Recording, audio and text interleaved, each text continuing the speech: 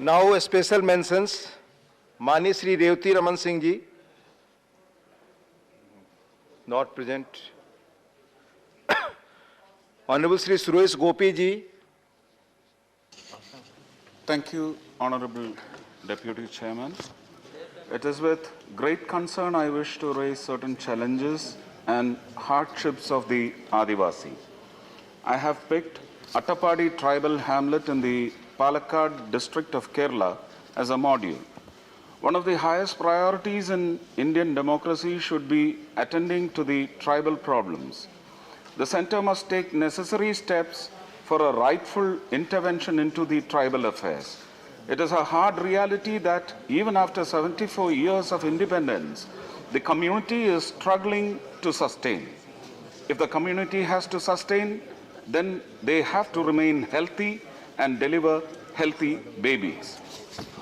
From the various reports and interactions with those closely working with the Attapadi tribal hamlet, I understand that the Adivasi healthy birth rate is decreasing tremendously. Very recently, there was an instance of 3 infant deaths in a week. That has added to the total death of 12 infants this year. We need to take urgent measures to reduce the infant mortality rate and improve the health of people, especially pregnant women in the tribal hamlets. I wish to suggest that the Centre take the onus of the protection and development of the Adivasi community rather than leaving the responsibility to the states alone. I request the Union Tribal Ministry through you, sir, to have a tribal protection bill like the National Dam Safety Bill. If the Adivasi tribal community is not safeguarded from malnutrition and ill health, this would pose a threat to their very existence.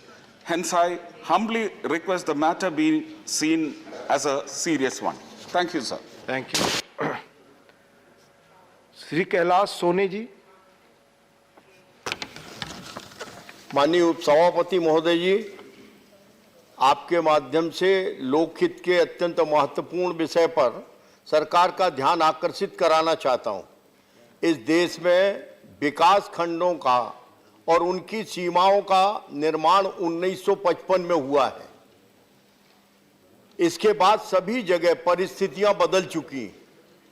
नई सड़कों का निर्माण, पुलों का निर्माण, college, हाट बाजारों का निर्माण, नई मंडियों का निर्माण हो चुका है। सारी जगह पर क्षेत्रीय सुविधा संतुलन की दृष्टि से विकास खंडों की सीमाएं अनुपयोगी हो चुकी हैं। लोगों को जाने आने में एवं लोक प्रशासन की दृष्टि से भी संपूर्ण देश में विकास खंडों का पुनर्गठन अत्यंत आवश्यक है।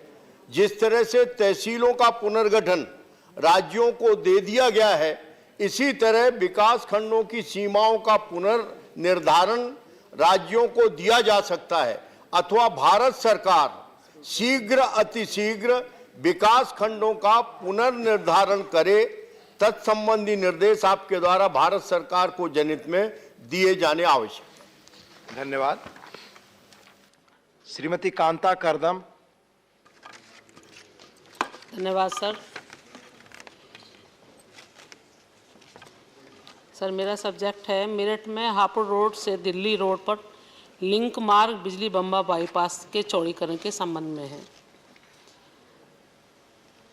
माननीय उत्तर प्रदेश मेरठ जिले से मैं आती हूँ। हमारी सरकार ने ज़मीनी स्तर पर सड़क निर्माण का कार्य किया है। जब से हमारी सरकार आई है तब से हमने प्रधानमंत्री सड़क योजना के तहत छोटी से छोटे गांव को भी सड़क के माध्यम से शहरों से जोड़ने का काम किया है।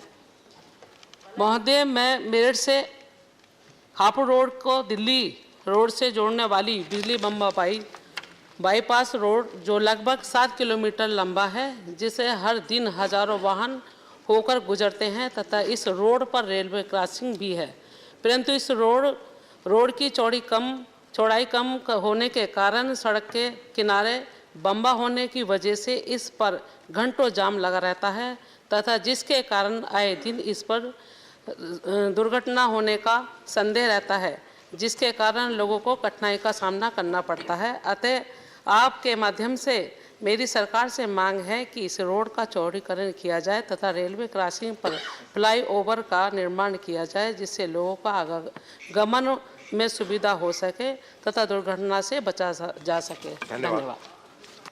Shri V Vijayasai Reddy ji, Shri V Vijayasai Reddy.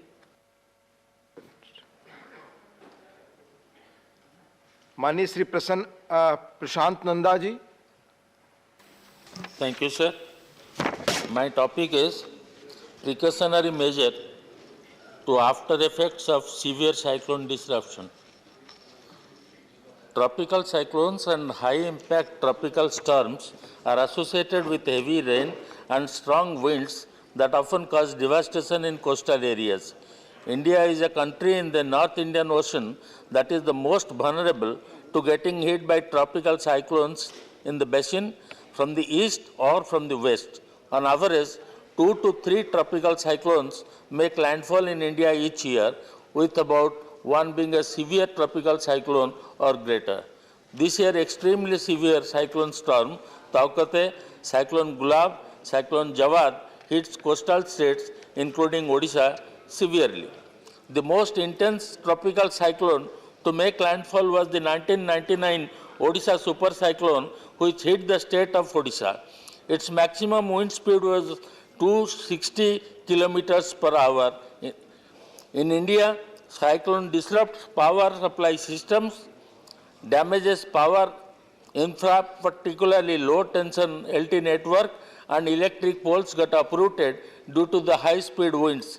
Due to failure of power, the city almost gets paralyzed for want of power. Drinking water crisis occurs, due to which the city dwellers face immense problems to lead a normal life. The offices and banks become inoperative. The restoration of power takes about 1 or 2 months, during which time the citizens of affected areas continue to live without water and light. I urge upon the government to build a disaster-resilient power infrastructure and to develop a calamity-proof power network in the coastal districts prone to cyclones, including the state of Odisha. Thank you. Honorable Shri K.C. Ramurthy. Sir, my special mention is with a request for the need for the Uniform Civil Code. So India has been striving hard for gender equality to provide equal status to women, irrespective of religion or community. Sir, Article 14 of the Constitution says, states shall endeavor to provide for its citizens a uniform civil code throughout the territory of India. Sir, Supreme Court observed in Shahbanu's case, there is no evidence of any official activity for framing a common civil code for the country. A common civil code will help the cause of national integration by removing disparate loyalties to laws which have conflicting ideologies. Please, Sir, please. during Sarla Mudgal case, Please. Justice Kuldeep Singh emphasized need for Please. Parliament to frame uniform civil code to remove ideological contradictions.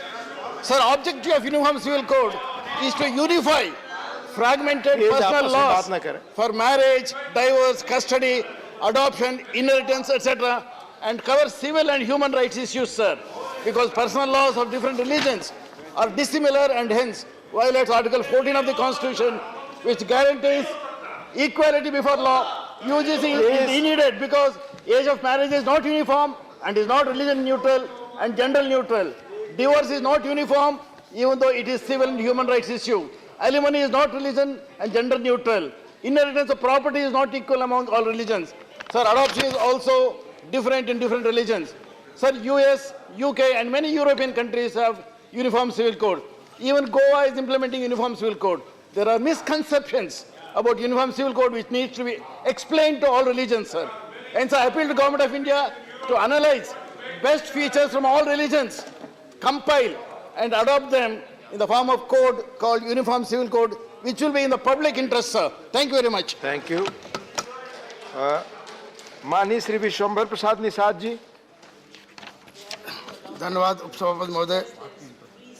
मैं special mention के माध्यम से अवलंबनीय लोक महत्व के विषय किसान की उपज के लिए एमएसपी कानून बनाने के संबंध में मैं रखना चाहता हूं। पूरे देश में किसान घाटे की खेती कर रहा है मानवर। खाद बीज सिंचाई डीजल के दाम बढ़ने से किसान की कमर टूट गई है।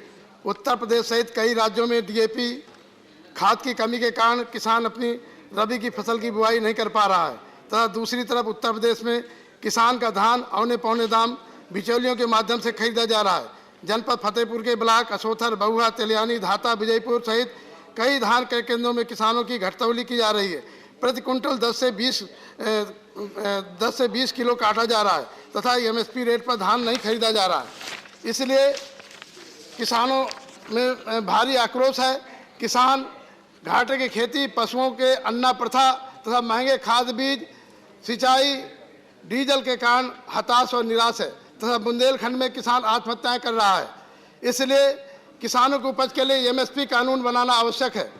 मानवर, मैं सदन के माध्यम से मांग करता हूं कि पूरे देश में किसानों की उपज के उचित मूल्य दिलाने हेतु एमएसपी कानून बनाकर कृषि को बढ़ावा दिया जाए जिससे किसानों की लागत का उचित मूल्य मिल सके। धन्यवाद मानवर। धन्यवाद। Doctor V Sivadasan, doctor V Sivadasan, माननीय संजय सिंह जी, माननीय Sanjay Singh, honourable M Shanmugam. Thank you, Deputy Chairman, sir. Regarding HLL Biotech Limited, vaccine manufacturing company located in Chengalpattu, Tamil Nadu, is a public sector unit under the Ministry of Health and Family Welfare, which is also a biggest public sector vaccine manufacturing unit in Asia. Government of India mandated establish a state-of-art vaccine manufacturing unit termed as a integrated vaccine complex at Chengalpattu to produce life-saving and cost-effective vaccines, primarily minimize the demand-supply gap and support government in the universal immunization program. IVC came to existence is an estimated cost of rupees 594 crores and was declared as a project national importance. It is understood that the government has decided to sell to the private party. Our Honorable Chief Minister of Tamil Nadu has requested the government to either run the biotech lab in full scale of production of corona vaccines or to hand over to the state government so that the state can run in the public interest. It is therefore urged the central government should desist from the privatizing the biotech and should continue to run it in the public interest. Thank you, sir. Thank you. Associate myself with him. Question hour. Question number 121. माननीय श्री राम विचार नेताम।